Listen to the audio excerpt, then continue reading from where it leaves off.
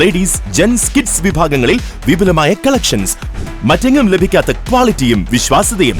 അപ്പൊ പിന്നെ ഈ ഓണം കളറാക്കാം Max 999 Max 999 Palakkad road, Mele Pattambi.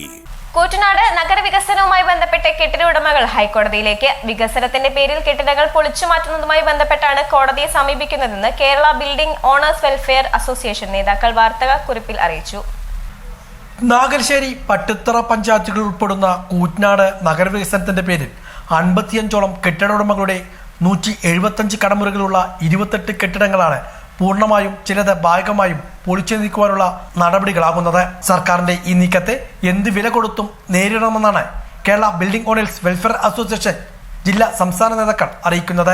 ഇതുമായി ബന്ധപ്പെട്ട് ഹൈക്കോടതിയെ സമീപിക്കുവാനും നേതൃയോഗത്തിൽ തീരുമാനമായി. കൂറ്റനാട് നഗരത്തിലെ ഗതാഗതക്കുരുക്കിന്റെ യഥാർത്ഥ കാരണങ്ങൾ മറച്ചുവെച്ച് സാധാരണക്കാരന്റെ ജീവിതമാർഗം നിഷേധിച്ചുകൊണ്ടുള്ള തീരുമാനത്തിൽ നിന്നും പിന്മാറി കൂറ്റനാട് നഗരത്തിലെ ഇപ്പോഴത്തെ പ്രശ്നങ്ങൾ യഥാവിധി പഠിച്ച് പരിഹാരം കണ്ടെത്താൻ കെട്ടിട ഉടമകളും വ്യാപാരികളും നാട്ടുകാരുമായി ചർച്ച നടത്തണമെന്നും Kerala building owners welfare association മുന്നോട്ട് വയ്ക്കുന്നു.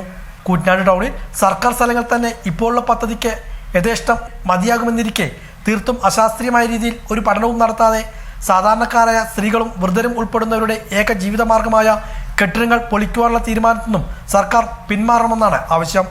അല്ലാത്ത പക്ഷം സെപ്റ്റംബർ 2 ചൊവ്വാഴ്ച സ്ത്രീകളെയും കുട്ടികളെയും അണിനിരത്തി കൂറ്റനാട് സൂചന പ്രതിഷേധ സമരം നടത്തുവാനും ഇതുമായി ബന്ധപ്പെട്ട് ചേർന്ന യോഗത്തിൽ തീരുമാനമായി. നിയമപരമായി നേരിടാൻ സംസ്ഥാന കമ്മിറ്റിയുടെ പൂർണ്ണ സഹകരണത്തോടെ ജില്ലാ കമ്മിറ്റി ഹൈക്കോടതിയെ സമീപിക്കുവാനും തീരുമാനമായിട്ടുണ്ട്.